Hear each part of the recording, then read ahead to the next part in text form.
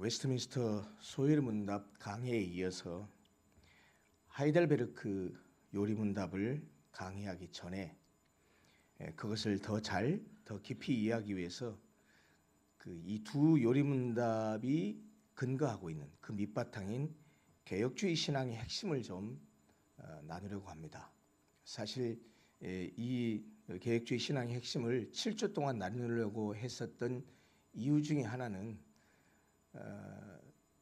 웨스트민스터 소요리문답을 하고 바로 하이델베르크 요리문답을 들어가기 전에 좀 개론식으로 좀 그 서론을 좀 하고 싶은 생각도 있었고, 또 제가 7월 말부터 안식월을 한 달 다녀오게 돼서 만약 바로 하이델베르크 요리문답을 하면 또 중간에 한 달쯤 끊겼다가 다시 시작하게 돼서 그러느니 그 어간에 한 7주 정도를 좀 기초를 닦는 작업을 했으면 좋겠다 싶어서 어떤 주제로 설교를 할까 고민을 하다가 두 요리문답이 근거하고 있는 개혁주의 신앙의 핵심을 먼저 서론격으로 다루는 것이 좋겠다 하는 생각에서 지금 개혁주의 신앙의 핵심을 지난주부터 나누기 시작했습니다. 지난 첫 시간에 우리는 개혁주의가 무엇인가 하는 것을 함께 살펴보았습니다.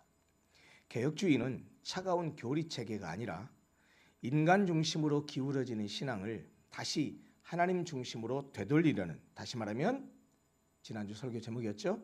하나님을 하나님 되게 하려는 뜨거운 신앙운동이다. 그리고 이 개혁주의 중심에는 가장 핵심적인 내용은 하나님의 절대 주권이다 라고 하는 것을 지난주에 말씀드렸었습니다. 오늘은 두 번째 시간입니다. 개혁주의 신앙의 철저한 기둥이자 종교개혁의 제1원리라고 말할 수 있는 솔라 스크립투라, 오직 성경에 대해서 살펴보려고 합니다.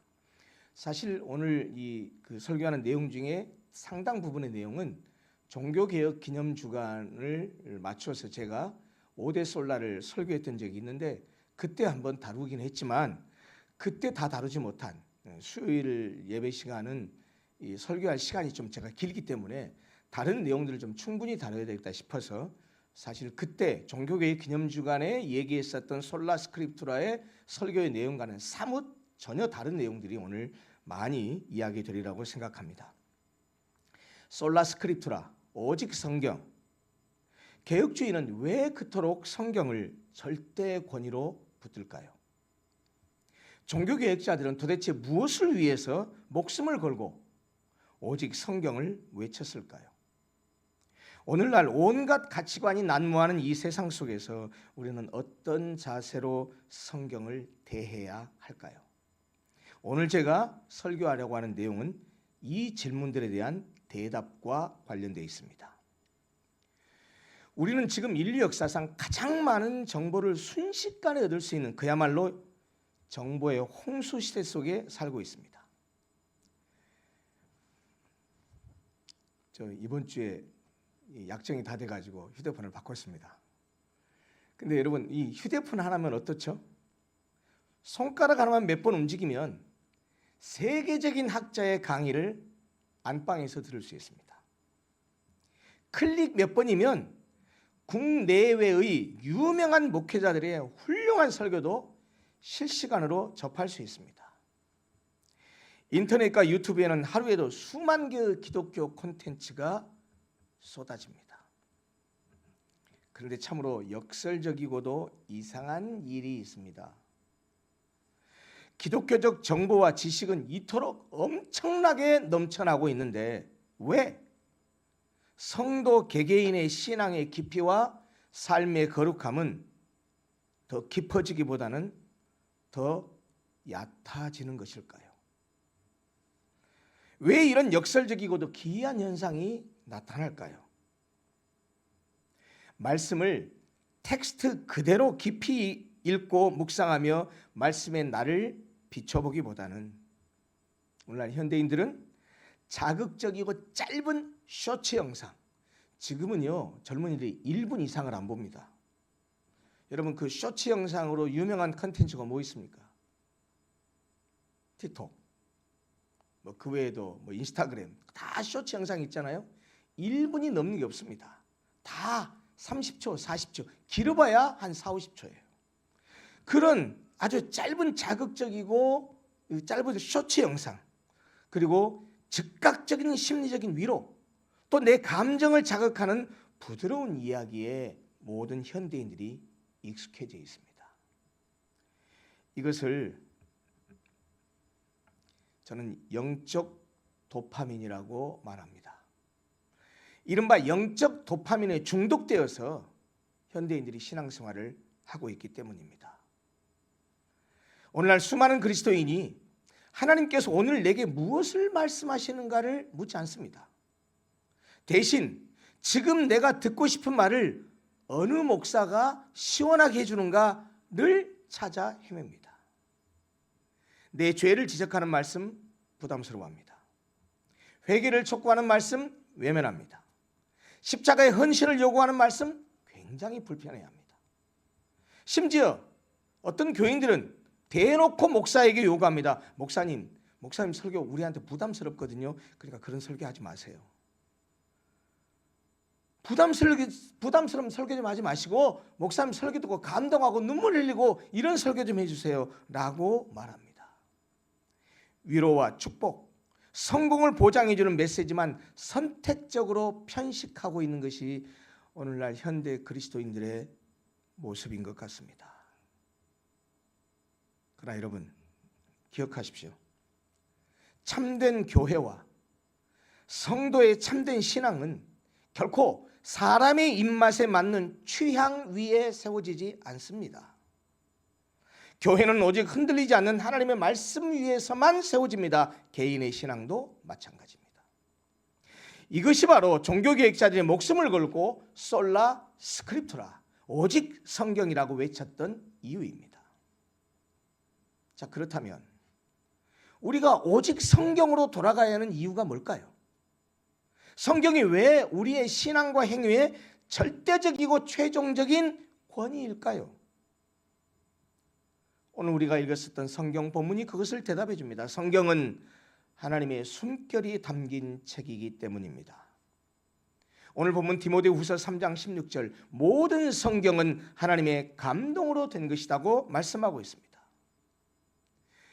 이 오늘 본문에 우리가 읽었던 디모데후서 3장 16, 17절을 이해하기 위해서는 디모데후서 전체의 좀 배경을 이해할 필요가 있습니다. 여러분, 디모데후서는요, 사도 바울이 그가 일생 동안 살아온 이 영광스러운 복음의 경주를 마치고 기록한 그의 인생 마지막 편지, 쉽게 말하면 유언서입니다. 유언입니다. 유언. 지금 그는 어디에 있느냐? 축축하고 차가운 로마 감옥에 갇혀 있고 이제 얼마 후면 여러분도 다 아시다시피 목이 잘리는 참수형을 당해서 순교했거든요. 이제 얼마 후면 그렇게 순교당할 겁니다. 죽음을 코앞에 두고 있습니다. 그 죽음을 눈앞에 둔 노 사도가 살아가는 영적인 아들이자 에베소 교회를 섬기고 있었던 젊은 목회자였던 이 디모데에게 남긴 마지막 유언과 같은 편지입니다. 그 젊은 목회자인 디모데에게, 자기의 영적인 아들이라고 여겼던 디모데에게 편지하면서 했던 핵심적인 내용이 무엇입니까? 교회를 양적으로 크게 부흥시키는 비결이었습니까? 사람들을 매료시키는 목회 전략이나 경영 기법이었습니까? 아니면 시대 변화에 유연하게 적응하는 처세술이었습니까? 아닙니다. 죽음을 코앞에 둔 바울이 교회를 지키기 위해서 마지막까지 부탁하면서 물려준 유산은 오직 하나였습니다. 그게 뭡니까? 사랑하는 아들 디모데야, 모든 성경은 하나님의 감동으로 된 것이다. 그러므로 이것을 붙들어라. 모든 성경은 하나님의 감동으로 된 것이라고 했을 때 이 감동이라는 말을 우리는 정확하게 이해해야 합니다. 우리는 보통 일상생활에서 감동이라는 말을 어떨 때 쓰냐면 어떤 시인이 아름다운 자연 풍경을 보고 영감을 받아서 시를 쓰거나 아니면 음악가가 멋진 멜로디를 떠올리는 수준의 아주 예술적 천재성을 떠올리기가 쉽습니다.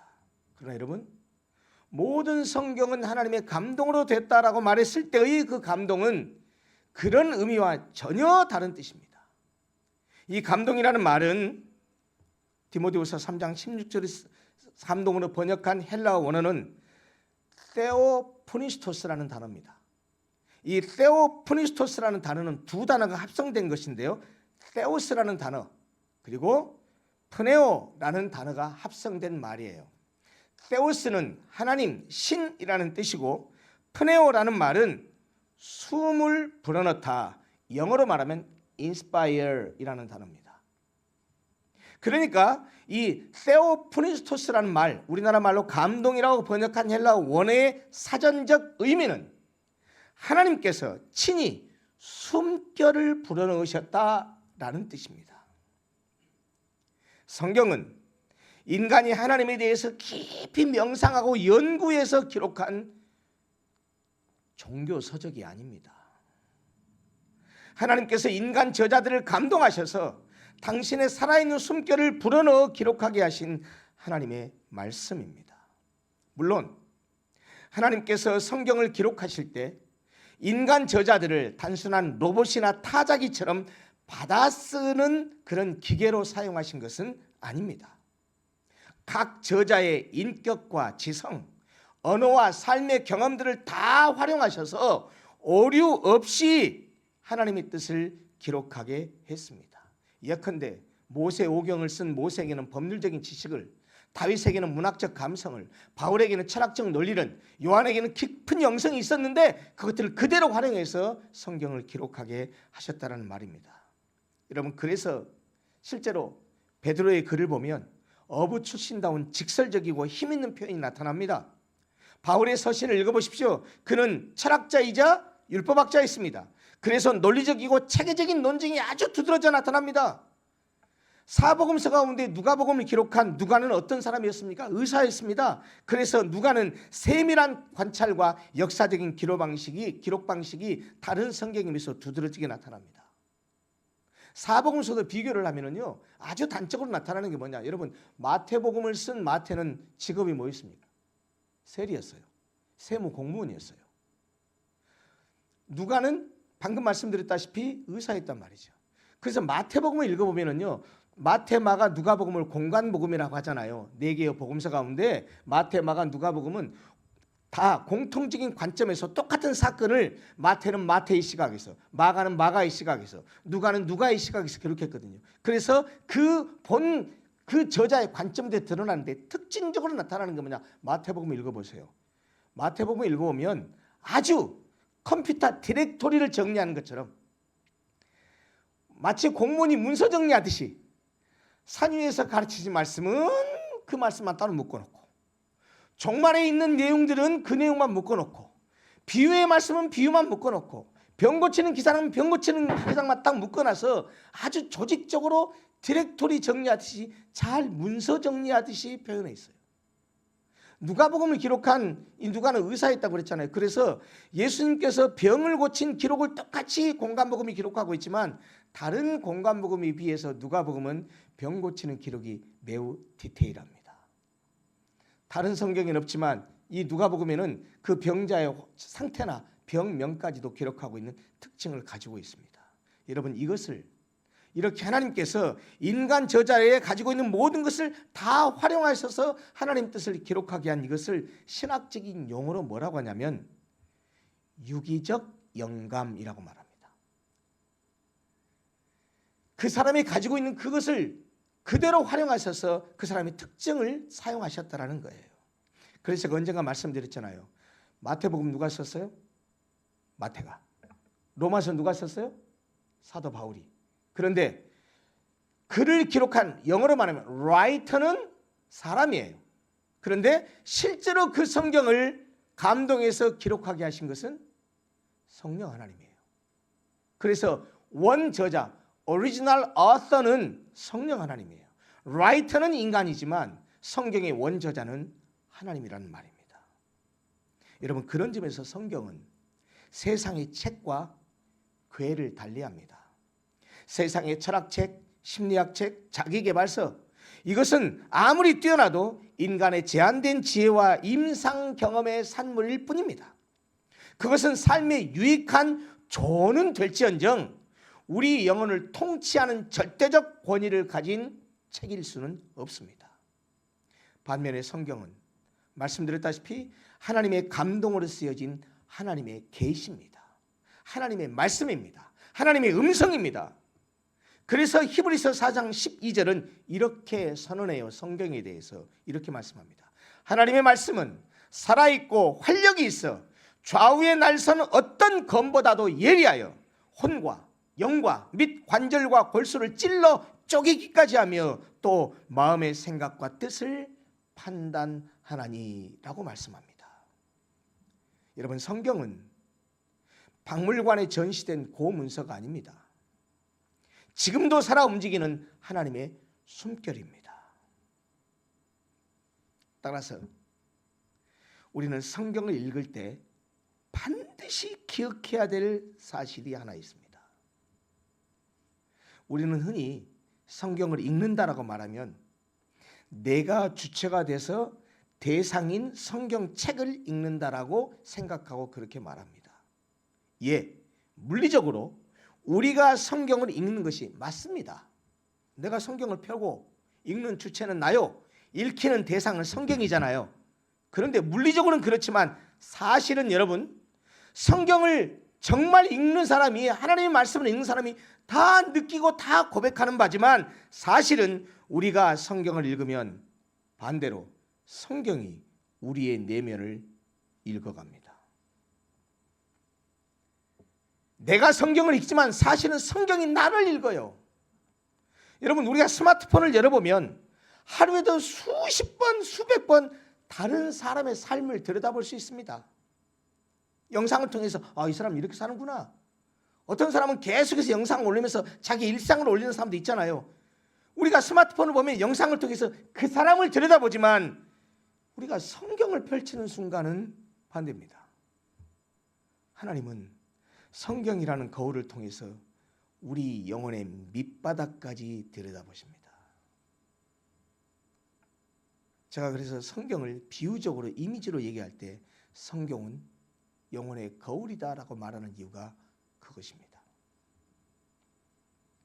우리가 성경을 읽으면 성경이 우리의 내면을 정확하게 읽어냅니다. 그동안 꼭꼭 숨겨두었던 은밀한 죄를 드러내십니다. 경건의 모양 뒤에 감추어둔 영적 교만을 백일하에 폭로합니다.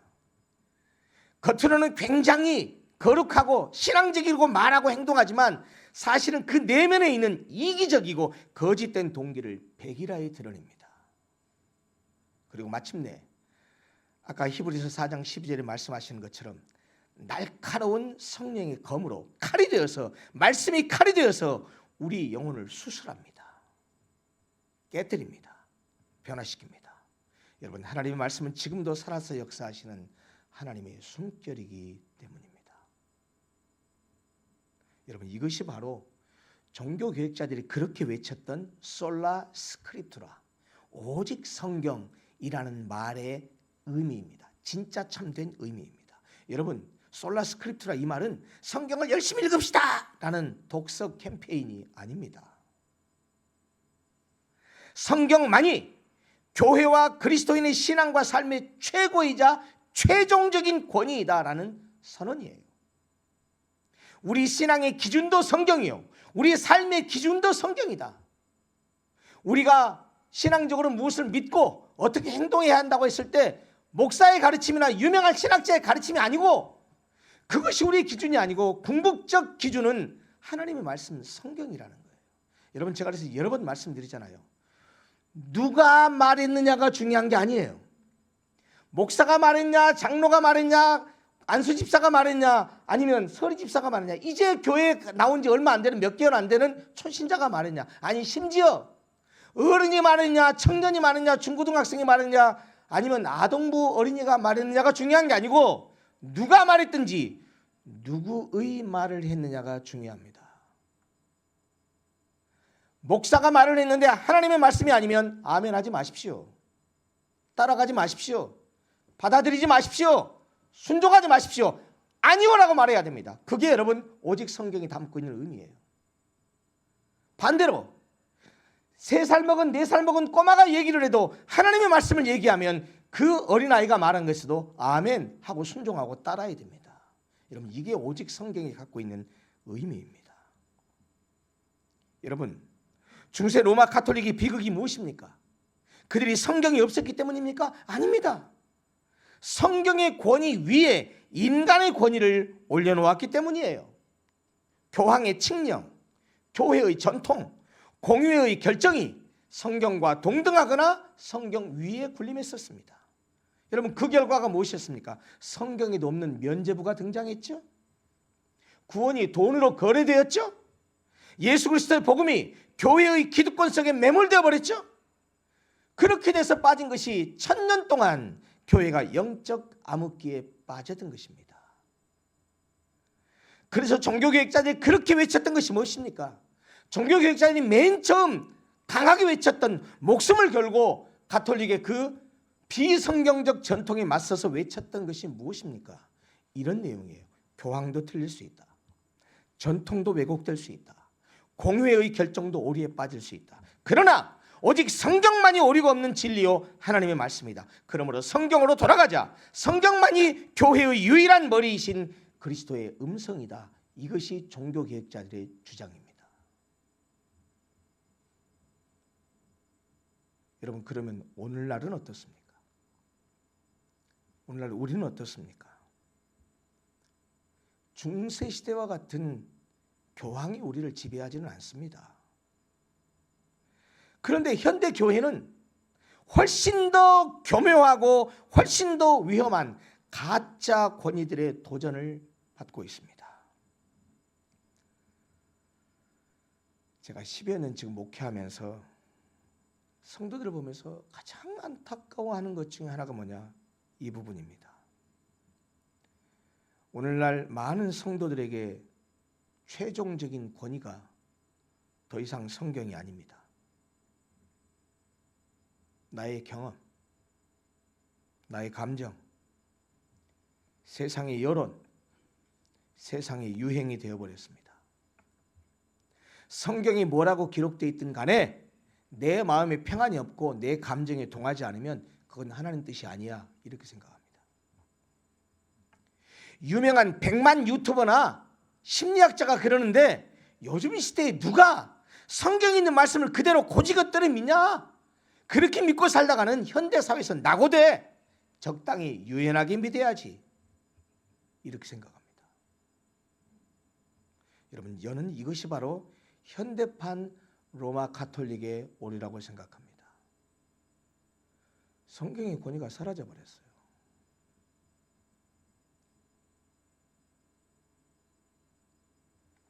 하나님의 말씀보다 내 감정과 세상의 여론, 인공지능과 유튜브의 알고리즘을 최종 권위로 삼고 살아가는 듯 합니다. 여러분 이것이 바로 오늘날 교회의 가장 큰 비극이요 가장 큰 오류입니다. 그러나 개혁주의 신앙은 뭐라고 외칩니까? 교회도, 목사도, 전통도, 나의 뜨거운 신앙 체험이나 감정도 오직 기록된 말씀 아래에 엎드려야 한다라고 선포합니다. 지난주에 성령론의 오리에 대한 주일 설교를 하면서 그런 얘기를 했죠. 한국교회 성도들이 큰 오리 가운데 하나가 뭐냐면, 그래요, 신앙은 체험돼야 돼요. 개인적인 체험 굉장히 중요한 거예요. 하나님께서 나에게 영적인 체험을 주신 것은 그 사람에게 특별히 주신 선물이에요. 귀한 거예요. 저는 그걸 절대로 무시하지 않습니다. 저도 그런 체험 많이 했거든요. 그런데 어떤 체험을 했든지 간에 그것은 주관적 체험이에요. 그것은 객관화, 보편화할 수 없어요. 그리고 그 체험된 것은 반드시 말씀으로 확인해야 돼요. 말씀으로 검증돼야 돼요. 그런데 우리는 자기가 어떤 체험을 하면 다른 사람이 그 체험을 못했으면 너는 그 체험도 못했냐라고 하면서 그 사람의 신앙을 무시하고, 내가 이런 체험을 한 것처럼 저 사람도 체험을 해야 되는 것처럼 생각하고, 체험한 내가 저 사람보다 신앙이 우월하고 월등한 것으로 이야기하고 주장하는 것, 그 사람은 하나님이 주신 체험을 잘 모르는 사람이에요. 개인적인 감정, 개인적인 체험 중요하다니까요. 그러나 그 모든 것은 오직 기록된 말씀의 권위 아래 엎드려야 한다고요. 성경이 가라고 명하는 곳까지만 가고 성경이 멈추어 서라고 하는 곳에서 나의 이성과 감정을 멈추어 서는 것, 여러분 이것이 바로 개혁주의 말씀 중심 신앙의 핵심적인 요체입니다.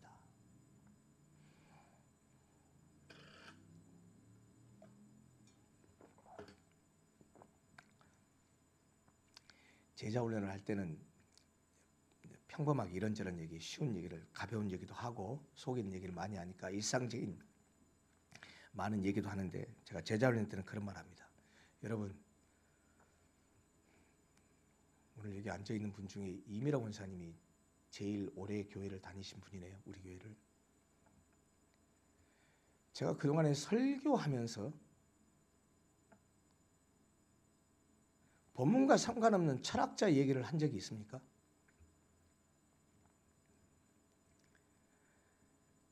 제가 이제까지 설교하면서 본문과 상관없는 엉뚱한 철학 얘기를 하고 하는 거 들어보셨어요? 죄송합니다. 저 명색이 저 철학 박사입니다. 교회가 아니고 다른 데 강의하러 가면, 그리고 제자 훈련 때는 철학적인 얘기도 해요. 설교가 아니니까. 배경 얘기를 하자면 다른 얘기도 합니다. 여러분 이유가 뭔지 아세요? 여러분 이 강단은 설교자의 지식을 자랑하거나 설교자의 사상을 얘기하는 것이 아닙니다. 설교자의 정치적 입장을 강변하는 데가 아닙니다. 여기 강단은 하나님의 말씀을 액면 그대로 선포하고 하나님의 백성들에게 하나님의 대언자의 그런 자격과 신분으로 하나님의 말씀을 제대로 액면 그대로 선포하고 가르치고 전해야 될 사명을 가진 게 그게 설교자예요. 어디 성경 얘기하기도 바빠 죽겠는데 철학 얘기를 하고 앉았고 정치 얘기하고 앉았고 교양적인 어떤 긍정적인 사고나 얘기하고 앉았고 그런 얘기하고 있을 팀이 어디 있습니까?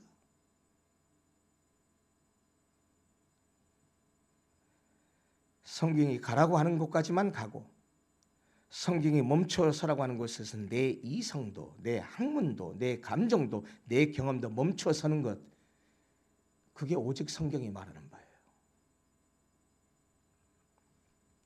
그렇다면 이 절대 권위의 말씀을 우리는 어떻게 읽고 어떻게 해석해야 할까요? 성경이 하나님의 거룩한 말씀이기 때문에 우리는 결코 내 욕망과 유행에 따라서 자의적으로 성경을 난도질해서는 안 됩니다. 이단들이 왜 생깁니까? 모든 이단들의 공통점이 뭡니까? 그들이 성경을 안 읽습니까? 그들은 성경이 없습니까? 그들은 성경을 내 마음대로 왜곡해서 자의적으로 해석하기 때문에 이단 사입에 빠지는 거예요. 여러분, 그래서 개혁주의는 1517년 종교개혁이 일어난 이후로 지금까지 500년이 넘도록 개혁주의 신학은 성경을 어떻게 읽고 어떻게 해석해야 되는지에 대한 확립된 원칙이 있습니다. 개혁주의 신학이 확립한 성경 해석의 가장 안전하고 확고한 원칙이 있다고요. 그게 세 가지입니다. 꼭 기억하십시오. 이 원칙을 우리가 알아야 성경을 제대로 읽고 제대로 이해하고 성경을 제대로 공부할 수 있고, 누가 어떤 얘기를 하든지 간에 오류에 빠지지 않고 이단 사입에 빠지지 않을 수 있는 방패막이가 될 수 있습니다. 굉장히 중요한 얘기입니다. 꼭 기억하십시오. 첫째, 성경은 반드시 문맥, 컨텍스트 속에서 읽어야 합니다. 문맥 속에서 읽어야 됩니다. 제가 주일 설교할 때 제 설교가 좀 긴 이유가 뭐냐? 제 설교를 자세히 분석을 해보세요. 본문으로 들어가기 전에 제가 배경 얘기를 많이 합니다. 이 본문이 지금 어떤 배경 속에서 쓰여졌는지, 이 글이 앞뒤의 문맥은 어떠한지, 상황이 어떤지, 이 본문이 갖고 있는 이미지가 무엇을 얘기하고 있는지 그걸 자꾸 설명을 하려고 왜 그런 장황한 서론적인 설명을 많이 하는 줄 아세요? 본문 텍스트를 제대로 드러내야 되고 텍스트가 말하고 하는 바의 진의를 확인해야 되기 때문이에요. 그저 마치 큐티식으로 성경을 이해하고 하는 사람들이 이런 사람들이잖아요. 그냥 딱 펴가지고 성경 말씀 나에게 주는 것이 오늘 나에게 주는 말씀이야 라는 식으로 믿는 사람, 만약에 딱 폈는데 가늠에다가 나가서 목을 매겨서 자살하니라 하는 말씀을 봤다고 칩시다. 그러면 하나님 나한테 오늘 자살하라는 얘기인가요? 그런 식으로 성경을 접하면 안 된다는 거예요. 성경은 반드시 문맥 속에서 읽어야 됩니다. 우리는 종종 앞뒤 다 자르고 떼어내고 특정 구절만 내 마음에 드는 걸 들으면 굉장히 내가 기분이 좋고 막 이런 소망 주고 이런 내용들 앞뒤 문맥 다 잘라버려요. 그리고 그 내용만 딱 해가지고 내가 원하는 소원을 정당화하는 도구로, 죄송합니다, 부적처럼 사용하려는 유혹을 받습니다. 여러분, 그래서 제가 송구 영신 예배 때 말씀 뽑기를 안 하는 거예요. 나는 말씀 뽑기라는 말 자체부터가 너무너무 비성경적이라고 생각해요. 뽑아놓고 교인들이 뭐 아싸 내년에는 이 말씀 뽑은 거 보니까 내가 뭐 형통하고 복받고 잘 될 것 같아. 점쟁이들이 하는 말이고 무당들이 하는 말이지, 말씀을 대하는 사람이 그렇게 하는 것이 가당키라는 얘기예요. 여러분, 그래서 저는 그랬다니까요. 송구 영신 예배 때. 지금은 그래도 작년까지는 제가 애써서 했습니다. 아주 교인들이 20명 30명이 했을 때는요, 제가 예를 들면 김윤경 집사님에게 내년에는 꼭 이 말씀 붙들고 신앙생활 했으면 좋겠다 하는 것을, 여러분 죄송합니다, 목회자가 제일 잘합니다. 양떼들의 영적인 상태는 목사가 제일 잘합니다. 그래서 권면을 하거나 축복을 하거나 말씀을 내가 정해서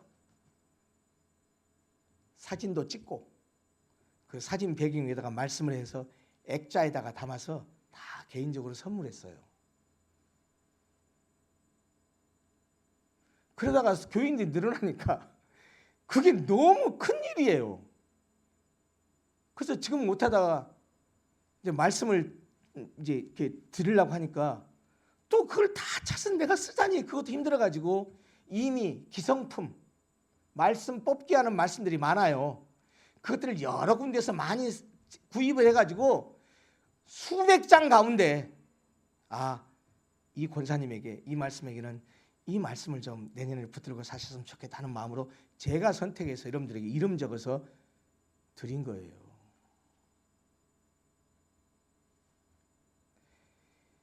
방금 말씀드렸지만 문맥하고 상관없이 앞으로 다 잘라버리고 자기의 마음에 드는 것만 싹 뽑아가지고 부적처럼 사용하려고 하는 대표적으로 오용되는 말씀이 뭔지 아세요? 여러분, 지금 제가 말하면 다 아는 구절이에요. 빌립보서 4장 13절.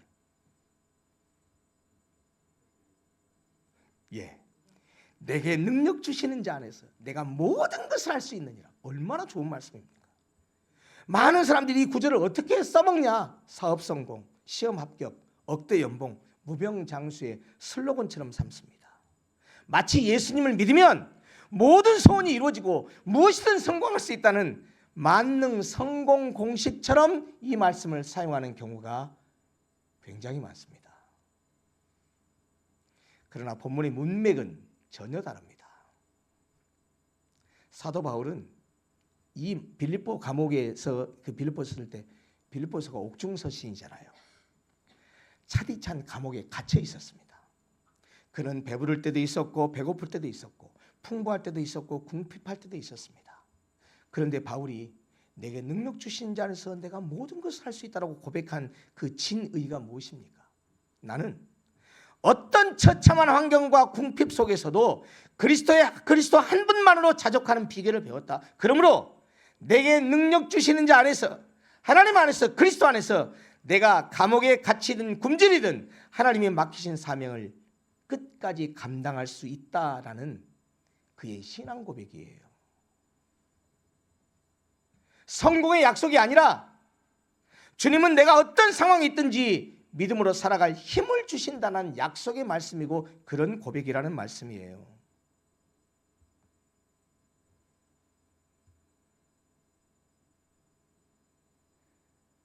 가게 가면 많이 붙어있는 성경 구절 숙제입니다. 요거는 설교 안 할 테니까 나중에 챗GPT한테라도 한번 물어보세요. 가게 가면 많이 붙어있는 성경 구절, 그리고 조그마한 가게 시작할 때 축복하면서 주는 성경 구절, 유명한 구절 잘 아시죠? 욥기에 있는 말씀. 네 시작은 미아가 있으나 네 나중은 심히 장대하리라. 그 구절 쳐보고요, 앞뒤 문맥을 봐보세요. 어떤 상황에서 그 말씀이 주어졌는지. 여러분, 성경은 반드시 문맥 속에서 읽어야 됩니다. 문맥을 떠난 본문은 자칫 우리의 생각을, 내 주관을 성경에 집어넣는 오해가 되지만, 문맥 속의 본문을 이해하게 되면 하나님의 본래의 뜻이 드러납니다. 두 번째입니다. 성경 해석의 원리예요. 첫 번째가 뭐라고요? 문맥 속에서 이해해라. 두 번째, 성경은 성경으로 해석해야 됩니다.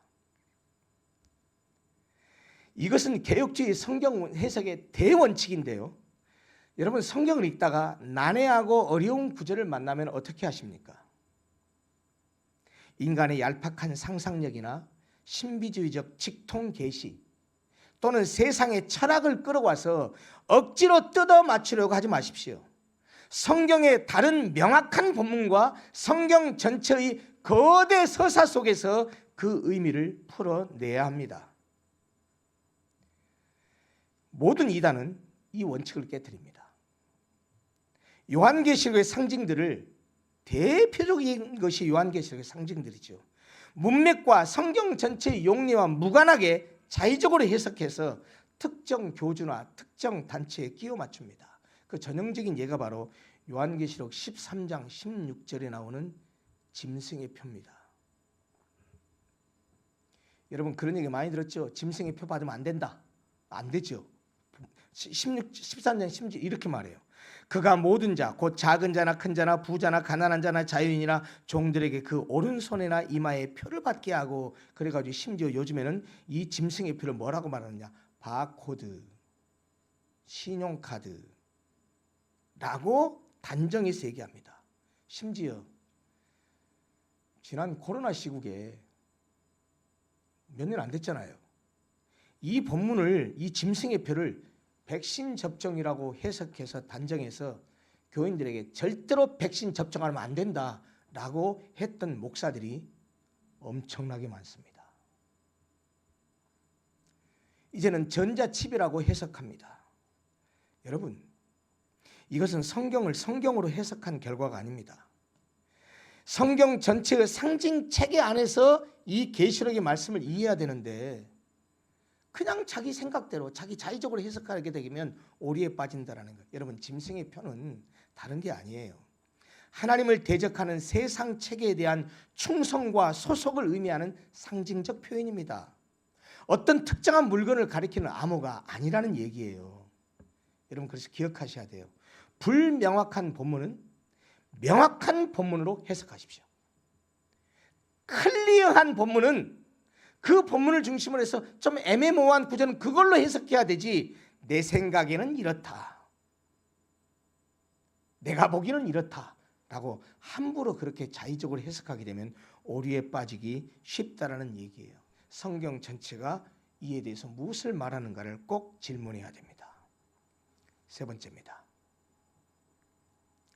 자, 두 가지 기억합시다. 첫 번째, 성경을 어떻게 해석해야 된다고요? 첫째, 문맥을 보고 봐라. 문맥 속에서 봐라. 두 번째, 성경을 성경으로 해석해라. 애매하고 난해한 구절 같은 경우는 함부로 해석하려고 하지 말고 다른 명백한 그 성경을 통해서 비추어서 해석해라. 세 번째, 성경 전체를 구속사, 즉 예수 그리스도 중심으로 읽으라라고 하는 겁니다. 성경은 단순한 도덕 교과서나 위인 전기집이 아닙니다. 창세기부터 요한계시록까지 오직 하나의 거대한 이야기가 연결되어 있습니다. 그게 무엇입니까? 인간 구원이에요. 구속이에요. 예수 그리스도를 통한 인류 구원의 역사를 다루고 있는 것이 성경 전체예요. 예수님 자신도 요한복음 5장 39절에서 뭐라고 말했습니까? 이렇게 예수님 자신도 말씀하셨어요. 성경이 내게 대하여 증언하는 것이다. 성경은 예수 그리스도 자기 자신에 대해서 말씀하고 있는 것이라고 예수님도 그렇게 말씀하셨어요. 그러므로 여러분 성경 본문 속에서 복음의 주인공인 예수 그리스도를 발견할 줄 알아야 합니다. 여러분들이 제 설교를 들으면서 눈치를 채셨는지 아는지 모르는지 모르겠어요. 제 설교 익숙하니까. 제가 어떤 본문 어떤 내용으로 설교하든지 간에 제 설교 가운데 예수 그리스도를 말하지 않은 적이 없습니다. 예수 그리스도의 구원과 그의 사랑과 그의 은혜를 빼놓고 제가 설교한 적이 없습니다. 왜? 모든 성경은 그리스도의 초점이 맞춰져 있어요. 대표적인 예를 한번 들어볼까요? 주일학교에서 다윗과 골리앗 얘기를 많이 하죠. 근데 이것을 본문이 얘기하는 것과 전혀 엉뚱한 도덕적인 교훈으로 가르치는 경우가 많습니다. 예를 들면 이런 거죠. 골리앗과 같은 문제를 만났을 때 다윗처럼 담대하게 믿음으로 싸우십시오. 예, 좋은 말입니다. 다윗처럼 용기를 가지십시오. 예, 좋은 말입니다. 다 그렇게 적용이 가능한 말씀이에요. 그러나 실제로 그 다윗과 골리앗의 본문의 중심 메시지가 뭔지 아십니까? 당시 이스라엘 군대는 골리앗이라는 거대한 대적 앞에서 벌벌 떨고 있었어요. 누구도 못 나섰어요. 누구도 못 나섰어요. 다윗의 모든 형제들도 그랬고 사울이 누구도 가서 대신 싸워줬으면 좋겠는데 그 거대한 그 자이언트 앞에서 다 벌벌 떨고 있습니다. 그때 소년 다윗이 백성의 대표자로 나섭니다. 이스라엘의 대표자로 나섭니다.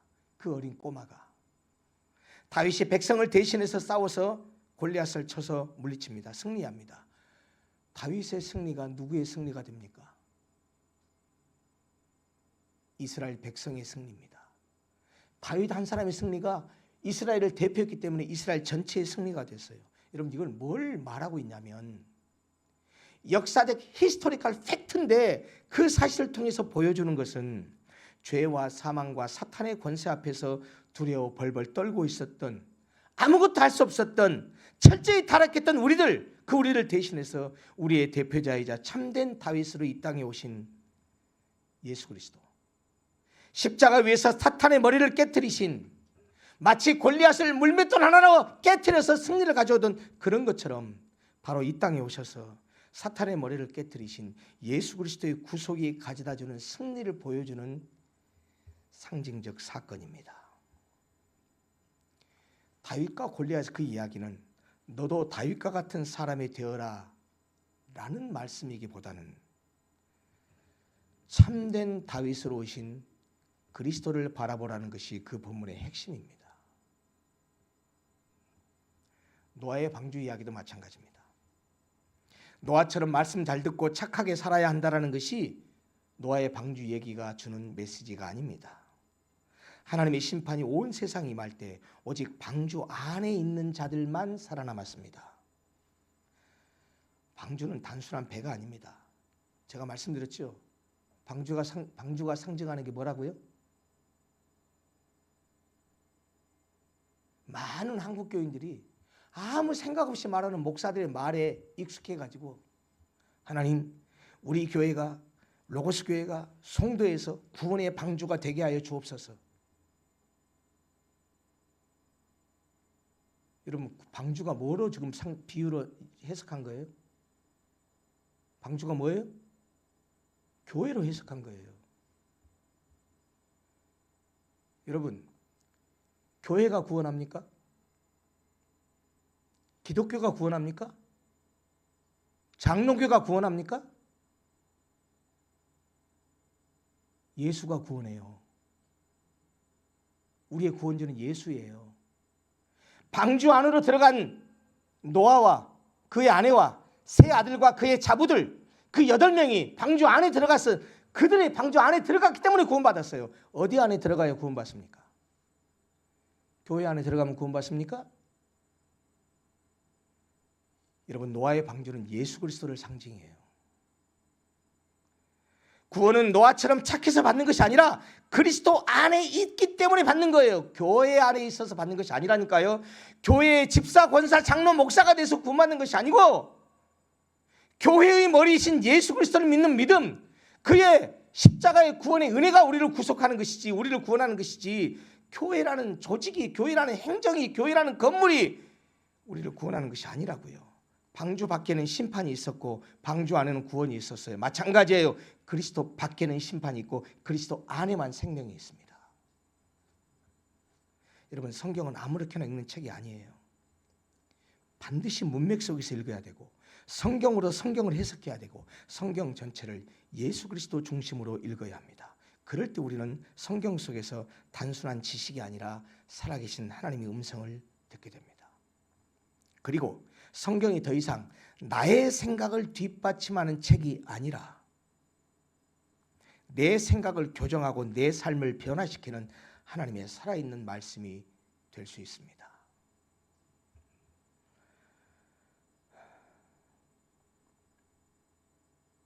제가 신학을 하기 전에 평신도로서 교회를 섬길 때 제가 참 설교를 들으면 참 불편하고 견딜 수 없는 설교의 큰 유형이 어떤 거였느냐. 목사가, 설교자가 자기 주장, 자기 생각을 펼치기 위해서 성경 말씀을 자기 생각을 뒷받침해주는 근거 말씀으로 성경을 쓰는 걸 보면 정말 견디기 힘들었습니다. 성경은 수단이 아닙니다. 성경은 내 주장을, 내 생각을 뒷받침하는 책이 아니에요. 반대입니다. 성경은 내 생각을 교정하고 내 의지를 교정하고 내 삶을 변화시키는 기준이에요. 성경이 나를 위한 도구와 수단으로 작용하는 것이 아니고 성경 자체가 목적이 돼야 돼요. 여러분, 이것이 바로 개혁주의가 붙들어온 성경 해석의 원리이고 우리가 끝까지 지켜야 될 솔라 스크립트라, 오직 성경이라는 이 캐치프레이즈가 갖고 있는 신앙의 길입니다. 말씀을 마치겠습니다. 우리는 흔들리는 포스트 모더는 세계 시대 속에서 결코 흔들리지 않는 유일한 신적 권위인 하나님의 말씀이 무엇인가에 대해서 오늘 나누었습니다. 이제 여러분들 이 말씀 앞에서 여러분들 자신을 정직하게 비추어 봐야 됩니다. 여러분의 신앙은 지금 어디 위에 세워져 있습니까? 영원히 변치 않는 말씀의 반석 위에 서 있습니까? 아니면 날마다 기분과 환경과 조건에 따라 요동치는 내 감정의 모래성 위에 내 신앙을 쌓고 있습니까? 우리는 하루에도 수십 수백 번 스마트폰의 알림을 확인하고 세상의 뉴스 속보와 가십거리 영상을 샅샅이 살펴봅니다. 그러나 하나님의 살아있는 말씀인 성경은 하루에 얼마나 확인하고 있습니까? 드디어 마가복음 매일 말씀 묵상을 시작하면서 단톡방에 다시 말씀 링크를 올렸습니다. 여전히 조회수가 20회 속에 머물러 있습니다. 무슨 말입니까? 100명 가까이 되는 장년 성도들이 말씀을 들어가서 터치해서 본 사람들이 20명이 안 된다는 얘기예요. 세상의 유행과 소식에는 그토록 민감하면서 내 영혼의 생명줄인 성경은 얼마나 멸치가 보고 있냐는 말입니다. 성경 읽지 않고 성경 보지 않고 어떻게 신앙생활합니까? 하나님의 말씀을 모르고 어떻게 하나님의 말씀에 순종할 수 있습니까? 그러면서 하나님을 믿는다고요? 그러면서 주님 사랑한다고요? 거짓말하지 마십시오. 성경도 보지 않으면서 바쁘다는 핑계로, 그럴 시간이 어디냐는 핑계로 그저 주일날 한번 목사 설교 듣는 것으로 그것으로 만족하고서 1년 12달 전혀 성경을 들여다보지 않고 사는 사람이 어떻게 신앙생활 한다고 말할 수 있겠냐라는 거예요.